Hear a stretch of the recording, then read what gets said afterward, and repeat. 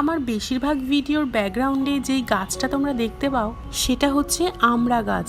বাড়ির একদম পাশে বিশাল একটা আমড়া গাছ রয়েছে। সেই গাছ থেকেই আজকে কিছু আমড়া পাতা ছিঁড়ে নিয়েছি পুরোনো দিনের একটা রেসিপি করব বলে।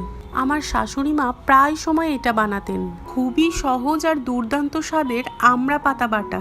গাছ থেকে কিছু কচি পাতা নিয়ে নিতে হবে।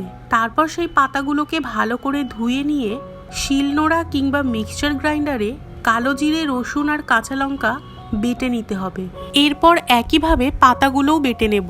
কড়াইতে সর্ষের তেল দিয়ে দেব বেটে রাখা রসুন, কালো জিরে আর কাঁচা লঙ্কা। সামান্য একটু নাড়াচাড়া করে দিয়ে দেব আমড়া পাতা বাটা। দিয়ে দিতে হবে পরিমাণ মতো নুন। এবার সব কিছুকে ভালো করে নাড়াচাড়া করে নিতে হবে যতক্ষণ না এটার থেকে জল শুকিয়ে তেল ছেড়ে দিচ্ছে। গরম ভাতে গরম গরম পরিবেশন করো ঝাল ঝাল টক টক আমড়া পাতা বাটা।